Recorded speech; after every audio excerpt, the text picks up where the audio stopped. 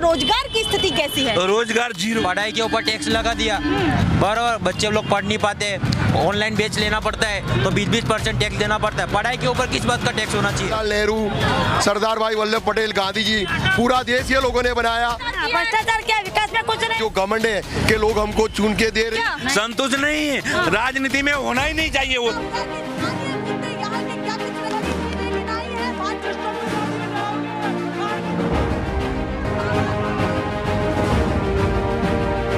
National pillar, देश की आवाज।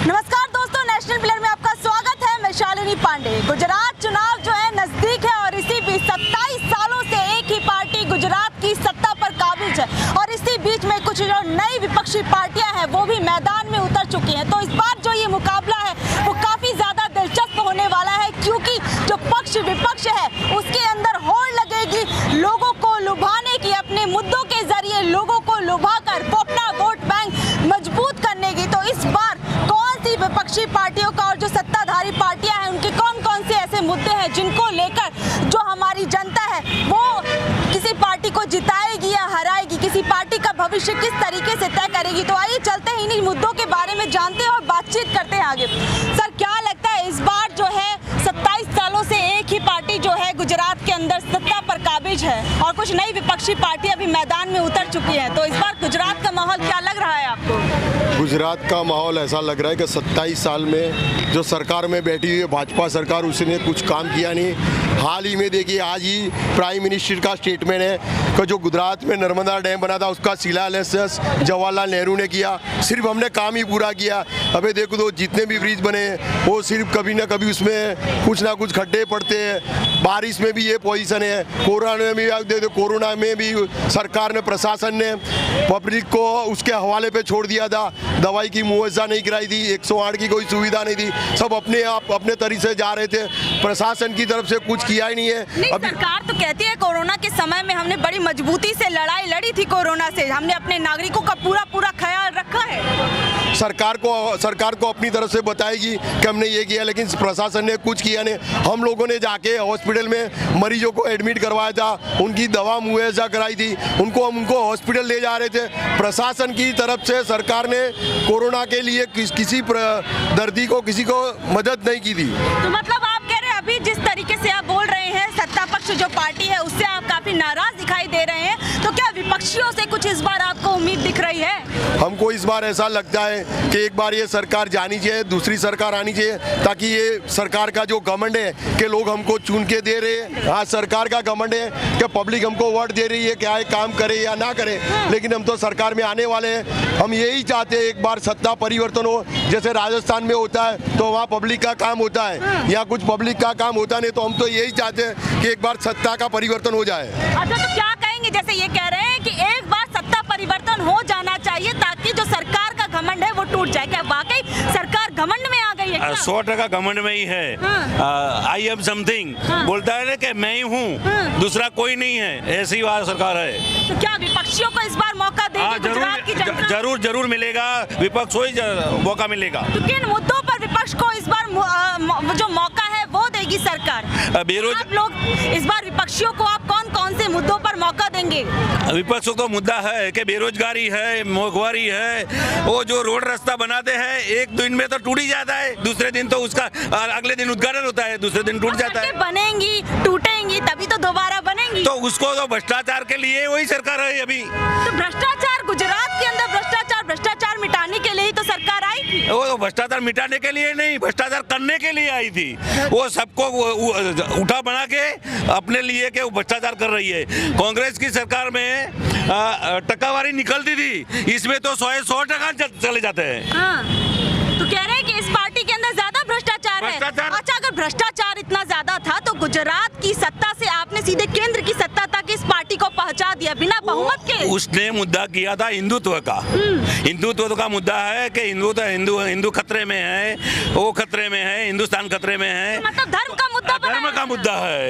ये हिंदुस्तान खतरे में नहीं है, जो सत्ता ऊपर बैठे हैं ना वही खतरे में है हमको विपक्ष में उठाने के लिए। तो ये बताइए कि गुजरात के अंदर क्या धर्म का मुद्दा हावी रहेगा? इस बार जो वोटिंग है वो धर्म के नाम पर होगी, धर्म के नाम पे धर्म के नाम पे, विकास के नाम पे नहीं, विकास के जीरो है। विकास जीरो। हाँ काम तो होता ही नहीं है इधर। क्या ऐसा कौन कौन से काम है जो आप कह रहे हुए नहीं? पढ़ाई के ऊपर टैक्स लगा दिया, बराबर बच्चे लोग पढ़ नहीं पाते, ऑनलाइन बेच लेना पड़ता है तो 20% टैक्स देना पड़ता है। पढ़ाई के ऊपर किस बात का टैक्स होना चाहिए? शिक्षा व्यवस्था मुफ्त चाहते हैं?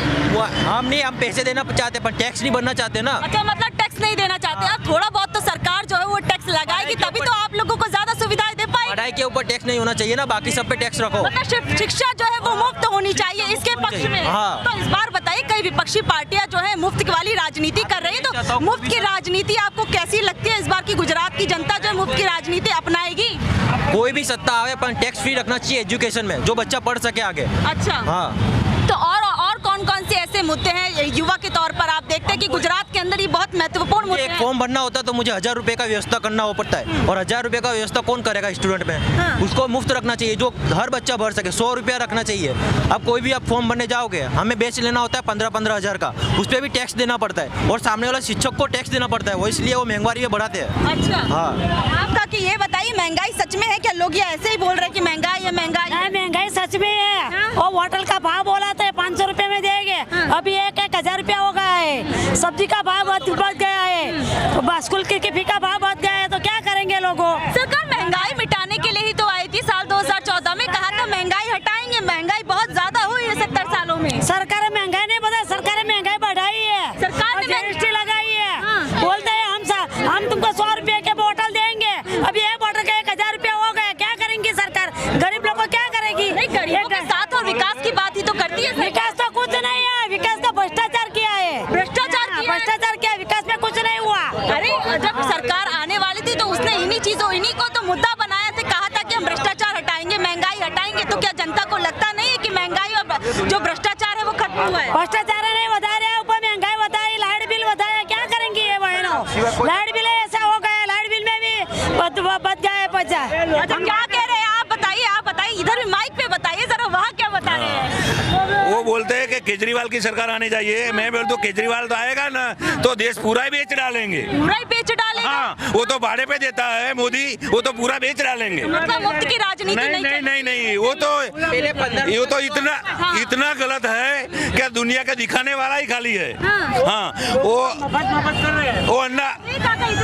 अन्ना हजारे को बेवकूफ बना के राजनीति में आ गया। हाँ, तो उनकी राजनीति से आप संतुष्ट नहीं है क्या? संतुष्ट नहीं है। राजनीति में होना ही नहीं चाहिए। वो तो राजनीति में ही नहीं होना चाहिए। वो दिल्ली की जनता जो है देखिए 2 बार जिता दी है। जनता उसको नहीं जिताती है। जनता उसको नहीं जिताती है। उसका जो बोलते हैं ना कि वो फ्री में दूंगा, वो देंगा, इसमें जिताती है।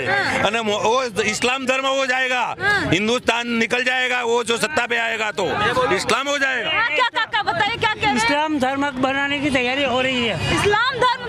अरे धर्मनिरपेक्ष देश है, आप कह रहे हैं इस्लामिक बना रहे हैं। इस्लाम को बहुत बढ़ावा देना, और लोगों क्या अभी अमेरिका में कितनी महंगाई है, इंडिया में कुछ नहीं है। अमेरिका का वो पूछे कि कितने महंगाई है। भारत में महंगाई कम है? कम है। वो आपने पढ़ा है कभी? नहीं, आप बताइए कि अमेरिका में ज्यादा है।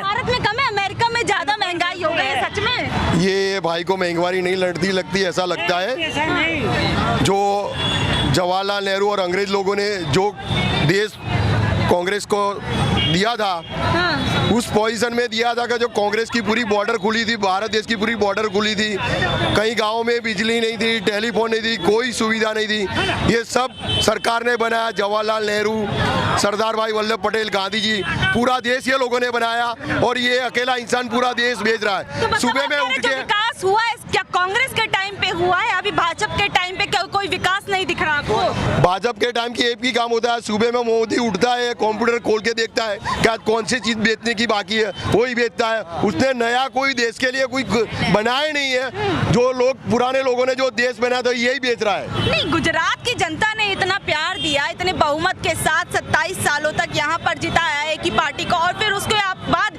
गुजरात की जनता ने गुजरात से निकालकर देश का प्रधान पद सौंप दिया बहुमत के साथ। उसके बावजूद आप कह रहे हैं कि जो कांग्रेस के समय पे अच्छी राजनीति थी। मोदी जी विकास के नाम पे वोट नहीं मांगते, धर्म के नाम पे वोट मांगते हैं। धर्म के नाम पे सबका साथ सबका विकास का तो उनका नारा था। अभी राहुल गांधी निकले हैं पूरे हिंदुस्तान में भारत जोड़ो यात्रा निकाल रहे हैं। उसमें उसने किसी ने राहुल गांधी कांग्रेस का झंडा लेके नहीं घूम रहा है, वो तिरंगा लेके घूम रहा है। तो हम भी बोलते हैं कि आरएसएस वाले, भाजपा वाले सब उसमें जॉइंट हो जाओ और आतंकवादियों को खात्मा करो। जो राहुल गांधी का मकसद है कि आतंकवादी होना नहीं चाहिए, मोंगवारी होना नहीं चाहिए, और जो ये देश बेच रहे हैं वो बेचना नहीं चाहिए। ये आपको सच में लग रहा है कि जो देश बिखर रहा था, क्या कांग्रेस की इस यात्रा से देश जो है वो जुड़ेगा? हाँ, कांग्रेस की यात्रा आप भी देख रहे हैं, कभी मीडिया वाले दिखाई देने। केरल में आप देखो कांग्रेस की यात्रा को कितना समर्थन मिल रहा है, वो लोग इतने जुड़ रहे हैं कि पूरा देश जुड़ रहा है ऐसा लगता है, लेकिन मीडिया कहीं दिखाती नहीं है। नहीं, मीडिया जो है वो अपना काम कर रही है, लगातार कवरेज दे रही है। आप भी कुछ कहना चाह रहे थे, बताइए क्या भारत जोड़ो यात्रा के बारे में? भारत जोड़ो यात्रा की बात बाद में, पहले वो बता रहा हूँ कि देश के अपने के बोलते हैं कि राष्ट्र प्रेम बोलते हैं ना। जब आरएस में था मोदी साहब, तब जो त्रिरंगा से अपना सर लूसे थे। आपको पता होगा, देखना पड़ेगा मीडिया में कि वो तिरंगा से अपना मुंह लू के रखा था जब आरएस में थे तब। अभी राष्ट्र प्रेम की बात करता है, अभी राष्ट्र प्रेम आ गया। आरएसएस में थे तब राष्ट्र प्रेम का मतलब उनका कुछ और था, नहीं था, अब मतलब बदल गया है। अब बदल गया है। अब राष्ट्र प्रेम हो गया है, तब राष्ट्र प्रेम नहीं था, तब खाली आरएसएस था। अच्छा, तो क्या लगता है समय के साथ जो प्रधान सेवक हैं उनकी राष्ट्र प्रेम की परिभाषा जो है वो बदली है? बिल्कुल बदली हुई है। हमारे भारत का संविधान कहता है कि झंडा तिरंगा कहाँ लगना चाहिए, राष्ट्रपति भवन में लगना चाहिए, पैरामिलिट्री फोर्स के भवन में लगना चाहिए, प्रधानमंत्री के भवन में लगना चाहिए, स्कूल के अंदर लगना चाहिए। सुबह में तिरंगा झंडा लगाया जाता है, सूर्यास्त के पहले उसको उतार लिया जाता है। नहीं, ये तो राष्ट्र प्रेम बढ़ाने के लिए, राष्ट्रवाद की भावना को बढ़ाने के लिए। कहाँ ऐसा लिखा है? व्यापार करने के लिए व्यापार हुआ। 25-25 रुपए में एक झंडा दिया सबको घर पे, नहीं लिया तो क्या बोला कि कैसे तुम्हारे कुछ राशन नहीं मिलेगा, ऐसा भी हो गया है। अब त्रिरंगा लगा हुआ है, आपको समझ हो ना कि त्रिरंगा सब शाम को उतर जाता है, लेकिन आज तक कितने मकान पे लगा हुआ है, उसका अपमान का किसी ने कचरे में भी फेंक दिया होगा। सरकार की तरफ से गाइडलाइंस तो दी गई थी कि जब तिरंगा लगाने के बाद उसे तरीके से उतार कर रखना भी चाहिए, और अगर नहीं होगा तो व्यापार हुआ। व्यापार 25 रुपए में बेचा है, कितना करोड़ रुपया खींचे में से चले गए, आपको पता है?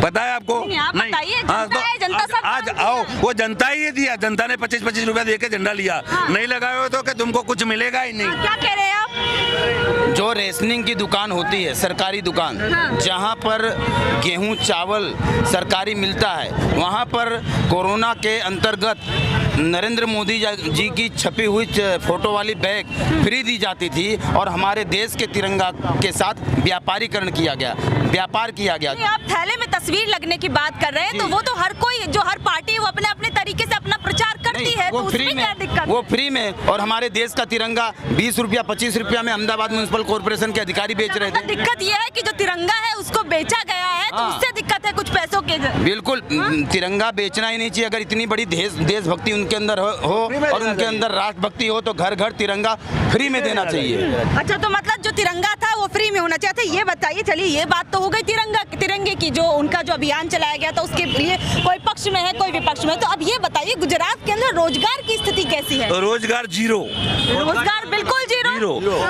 आज की मैं एक कॉन्ट्रैक्टर हूँ, मेरे पास कुछ भी काम नहीं है, क्या पैसा किसी के पास है नहीं, तो काम कहाँ से होगा, काम मिलेगा ही कहाँ से? गुजरात के अंदर जहाँ कहते हैं बड़े बड़े व्यापार फलते वो फूलते व्यापार हैं, खाली 5 उद्योग का ही है, 5 जना जो है पैसे वाला उसका ही है, दूसरे का कुछ नहीं है। आज सभी लोग देख लो, यहाँ आजू बाजू लारी वाले हैं, कितना व्यापार होता है पूछ लो पहले, उसको रोजी पूरी पराने उसका खाना पीने का ही खर्चा मिलता है। अच्छा, आप बताइए, युवा के तौर पर आप गुजरात के अंदर रोजगार की स्थिति को किस तरीके से देख रहे हैं? आज मैं एक बीटेक इंजीनियर हूँ, मेरे को 4 साल का एक्सपीरियंस है। आज मेरा सैलरी 12,000 है।